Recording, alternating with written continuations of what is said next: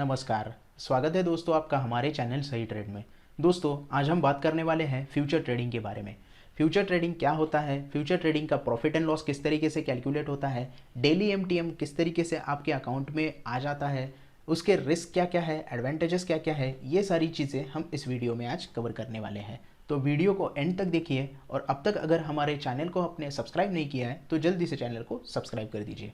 तो चलिए शुरू करते हैं आज का topic, future trading. Future trading दोस्तों डेरिवेटिव का एक पार्ट है। इसमें क्या होता है, बायर्स और सेलर्स के बीच में एक कॉन्ट्रैक्ट होता है फिक्स प्राइस पे फ्यूचर डेट के लिए। बायर्स और सेलर्स फ्यूचर डेट के लिए कॉन्ट्रैक्ट करते हैं, लेकिन वो प्राइस जो है वो फिक्स रहती है। अब ये जो कॉन्ट्रैक्ट है वो फिक्स 3 टाइम पीरियड का रहता है।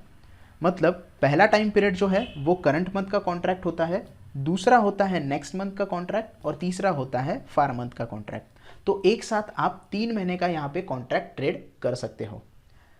अब कॉन्ट्रैक्ट है तो उसका एक अंत होगा, उसकी एक एक्सपायरी होगी। तो हर महीने का जो कॉन्ट्रैक्ट होता है वो उस महीने की लास्ट थर्सडे को एक्सपायर हो जाता है। मतलब करंट मंथ का जो कॉन्ट्रैक्ट है वो इस महीने के लास्ट थर्सडे को ख़त्म हो जाएगा, एक्सपायर हो जाएगा। आइए इसे एक एग्जाम्पल से देखते हैं। मान लो मुझे रिलायंस का फ्यूचर बाय करना है, तो रिलायंस का फ्यूचर 3 कॉन्ट्रैक्ट में ट्रेड हो जाएगा मेरे सामने। पहला कॉन्ट्रैक्ट होगा सितंबर मंथ का फ्यूचर, जिसे हम रिलायंस सितंबर फ्यूचर से ट्रेड करेंगे या फिर ढूंढ के सर्च करके यहाँ पे बाय और सेल करेंगे। उसके बाद नेक्स्ट मंथ का फ्यूचर जो होगा वो अक्टूबर मंथ का फ्यूचर होगा, वो हमारे सामने रिलायंस नेक्स्ट मंथ का फ्यूचर रिलायंस अक्टूबर फ्यूचर करके आएगा।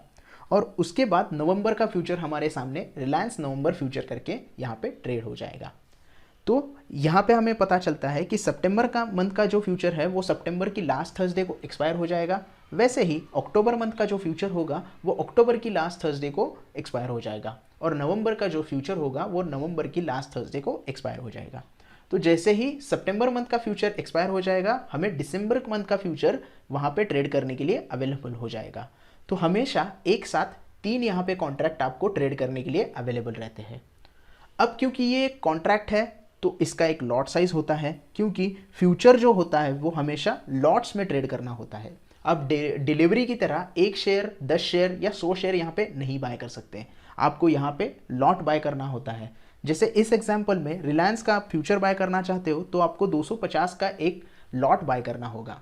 मतलब आप यहाँ पे एक फ्यूचर लॉट बाय करते हो तो 250 शेयर आपको बाय करने होंगे। 2 लॉट पर अगर आप सिलेक्ट करते हो तो आपको यहाँ पे 500 शेयर्स बाय करने होंगे।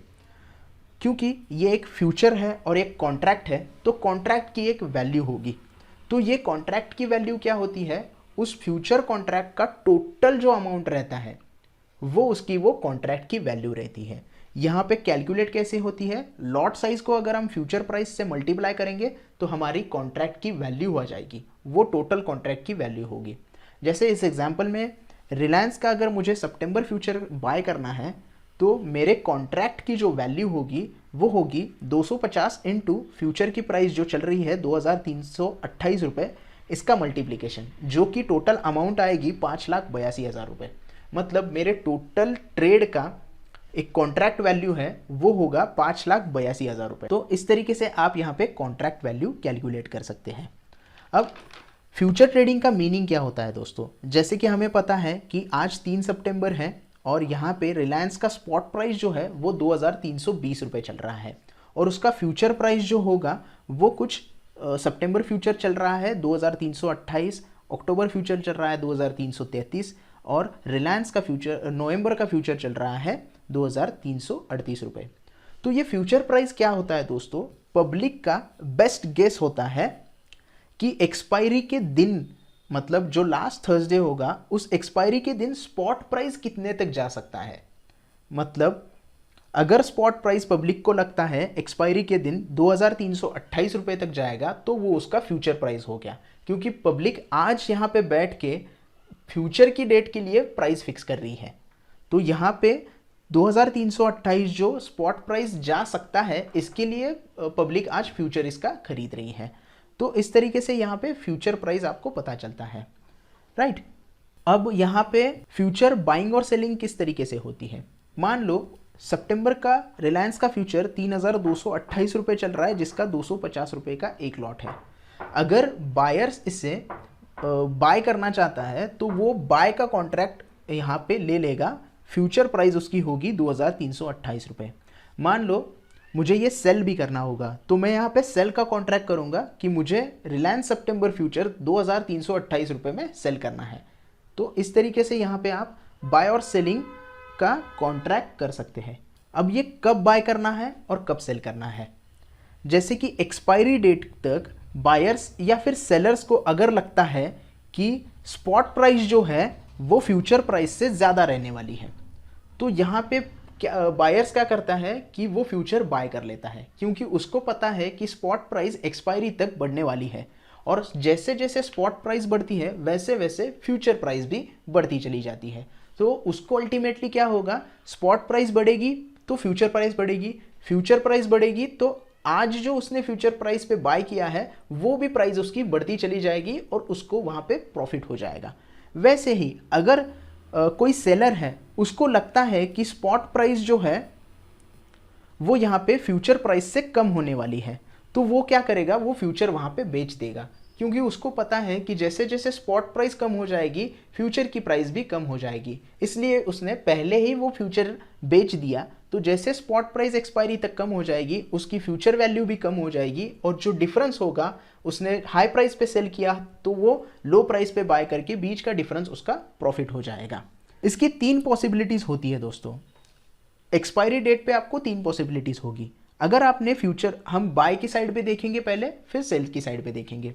अगर फ्यूचर प्राइस आपने 2328 रुपये में फ्यूचर बाय किया है तो पहली पॉसिबिलिटीज है स्पॉट प्राइस इससे ज़्यादा हो सकती है। अगर स्पॉट प्राइस इससे ज़्यादा हो गई तो फ्यूचर प्राइस भी बढ़ जाएगी और आपको यहाँ पे प्रॉफिट होगा। दूसरी जो पॉसिबिलिटीज है कि स्पॉट प्राइस उससे कम हो सकती है। अगर स्पॉट प्राइस कम हो गई तो फ्यूचर की प्राइस भी यहाँ पे कम हो जाएगी और आपको यहाँ पे लॉस सहन करना पड़ेगा। और यहाँ पे तीसरी पॉसिबिलिटीज ये है कि स्पॉट प्राइस जो होगी वो इक्वल रहेगी यहाँ पे और आपका जो स्पॉट प्राइस और फ्यूचर प्राइस है वो एक साथ आ जाएगा। यहाँ पे ना आपको प्रॉफिट होगा ना आपको यहाँ पे लॉस सहन करना पड़ेगा। सेलर की ओर से अगर आप देखोगे तो स्पॉट प्राइस जैसे बढ़ेगी तो उसको वहाँ पे नुकसान हो जाएगा, क्योंकि वो पहले से ही बेच के बैठा है। स्पॉट प्राइस कम हो जाएगी तो वहाँ पे उसको प्रॉफिट हो जाएगा और सेम रहेगी तो उसको भी ना प्रॉफिट होगा ना यहाँ पे लॉस हो जाएगा। अब जो प्रॉफिट एंड लॉस रहता है वो मार्क टू मार्केट की तरह से कैलकुलेट होता है। ये एक डेली सेटलमेंट होता है। जैसे हमने देखा यहाँ पे कि एक्सपायरी डेट पे या तो प्रॉफिट होता है या फिर लॉस हो जाता है। तो अगर रिलायंस फ्यूचर 3228 रुपये में बाय किया है और उसका प्राइस अगर बढ़ जाता है, रिलायंस का फ्यूचर अगर बढ़ के हो जाता है 2348, तो आपको यहाँ पे क्या हो जाएगा, 20 रुपये पर शेयर का प्रॉफिट हो जाएगा। अब 20 रुपये पर शेयर मतलब 250 का हमारा लॉट है, तो हम 20 रुपये इंटू 250 करेंगे तो हमें यहाँ पे क्या होगा, 5000 रुपये का प्रॉफिट हो जाएगा। तो मार्क टू मार्केट में क्या होगा कि ये जो आपका डेली का प्रॉफिट हो गया, मान लो ये एक दिन में शेयर बढ़ गया 20 रुपये, तो आपका 5000 रुपये का जो प्रॉफिट होगा वो डेली सेटलमेंट के बाद आपके डीमैट अकाउंट में उसी दिन या दूसरे दिन ट्रांसफर हो जाएगा। लेकिन आपने बेचा नहीं है, लेकिन आपका सेटलमेंट का जो प्रॉफिट है वो वहां पे ऐड हो जाता है आपके बेचे बिना। अगर आप बेच देते हो तो आप कॉन्ट्रैक्ट ही खत्म कर देते हैं, तो आपका पूरा कॉन्ट्रैक्ट खत्म हो जाएगा। लेकिन डेली सेटलमेंट इसे ही कहते हैं। अगर आप बेचते भी नहीं हो और कॉन्ट्रैक्ट की एंड डेट तक उसको होल्ड करते हो तो आपका डेली का जो प्रॉफिट होगा वो आपके डीमैट अकाउंट में ट्रांसफर हो जाएगा। उसी तरीके से अगर रिलायंस का फ्यूचर गिर जाता है, मतलब रिलायंस स्टॉक गिर जाता है और वो 2308 रुपये पे आ जाता है, तो आपको वहाँ पे 20 रुपये का लॉस हो जाएगा। और जैसे कि हम जानते हैं 250 उसका शेयर का लॉट है, तो आपको 5000 रुपये लॉस हो जाएगा। तो ये लॉस जो होगा वो डेली का आपका लॉस होगा, वो आपके अमाउंट से, जो आपने अमाउंट पे की है फ्यूचर बाय करने के लिए या फिर सेल करने के लिए, तो उस अमाउंट से कट हो जाएगा। इस तरीके से ये डेली सेटलमेंट जो होता है वो हर दिन के हिसाब से हो जाता है और आपका जो प्रॉफिट या फिर जो लॉस होगा वो या तो आपके बैंक आपके डीमैट अकाउंट में क्रेडिट हो जाएगा या फिर आपने जो अमाउंट पे की है उससे वो माइनस हो जाएगा। अब ट्रेडिंग क्यों करना है, फ्यूचर ट्रेडिंग किस लिए करना होता है? पहला है लेस मनी नीडेड, मतलब आपको कम पैसे में यहाँ पे ट्रेड करने के लिए मिलता है। कम पैसे का मतलब ये नहीं है कि आपको फ्यूचर की टोटल वैल्यू ही देनी नहीं है, लेकिन जो कॉन्ट्रैक्ट की वैल्यू होती है 5,82,000, उससे कम आपको पैसे वहाँ पे देने पड़ते हैं। आपको यहाँ पे इनिशियल मार्जिन देना पड़ता है, और ये इनिशियल मार्जिन बायर्स और सेलर्स दोनों को देना पड़ता है। मतलब आपको सेबी यहाँ पे एक अपॉर्चुनिटी देती है कि आप यहाँ पे सिर्फ इनिशियल मार्जिन पे करो। आपका ब्रोकर यहाँ पे आपको अपॉर्चुनिटी देता है कि आप इस टोटल कॉन्ट्रैक्ट वैल्यू के सिर्फ 20-25% ही पैसे पे करो और आप यहाँ पे फ्यूचर ट्रेड करो। तो ये दो फायदे यहाँ पे मिल सकते हैं। उसके बाद आप यहाँ पे शॉर्ट पोजीशंस ले सकते हैं। अब इनिशियल मार्जिन का क्या होता है कि कॉन्ट्रैक्ट वैल्यू 5,82,000 रुपये है। तो आप यहाँ पे अगर इनिशियल मार्जिन कैलकुलेट करोगे कि रिलायंस फ्यूचर मुझे बाय या फिर सेल करने के लिए कितना इनिशियल मार्जिन लगता है, तो आपको लगेगा 1,32,322 रुपये। मतलब सिर्फ इतनी अमाउंट दे के आप यहाँ पे फ्यूचर बाय कर सकते हो या फिर फ्यूचर सेल कर सकते हैं। तो इसके लिए ये लेस मनी नीडेड हमने यहाँ पे बता दिया है। ये अमाउंट इससे भी कम लगता था, क्योंकि अब सेबी के नियम चेंज हो गए। आपको जो इनिशियल अमाउंट है वो 100% देना होगा। इससे पहले क्या होता था, जब ये रूल्स आए नहीं थे तो आपको ब्रोकर इससे भी कम वैल्यू में ट्रेड करने के लिए अवेलेबल कर देते थे फ्यूचर। मतलब आपके पास अगर 50,000 रुपये भी होंगे तो आप वहाँ पे मार्जिन मनी यूज़ करके फ्यूचर का ट्रेड ले सकते थे। लेकिन अब क्या है, सेबी का रूल चेंज हो गया है, 100% इनिशियल पीक मार्जिन आपको देना पड़ता है, अपफ्रंट मार्जिन। इसीलिए ये इनिशियल मार्जिन आपको पूरा देना पड़ता है। मतलब आपके कॉन्ट्रैक्ट वैल्यू से तो कम है, ऑलरेडी वो कम है, लेकिन इससे भी कम वैल्यू में आप वहाँ पे ट्रेड कर सकते थे। लेकिन जो नियम चेंज हो गए इसकी वजह से आपको ये इनिशियल मार्जिन जो है वो आप पूरा देना पड़ता है। इसी के साथ साथ आपको जो टैक्सेस और ब्रोकरेजेस है वो बहुत कम लगते हैं एज कंपेयर टू डिलीवरी। मतलब अगर आप कैश में कोई ट्रेड करते हो 250 क्वांटिटी के लिए, तो आपको कुछ हज़ार रुपए तक का वहाँ पे ब्रोकरेज देना पड़ता है और टैक्सेस देने पड़ते हैं, क्योंकि वहाँ पे एसटीटी आपको ज़्यादा लग जाता है और इसी के साथ आपको एक्स्ट्रा थोड़ा ब्रोकरेज देना पड़ता है। लेकिन आप यहाँ पे लॉट बाय करते हो, एक कॉन्ट्रैक्ट करते हो, और फ्यूचर की जो फीस रहती है, लाइक चार्जेस रहते हैं, वो अराउंड 200 से 250 रुपये तक आपको यहाँ पे देने पड़ते हैं। तो आपके यहाँ पे टैक्सेस और ब्रोकरेज भी कम लग जाते हैं।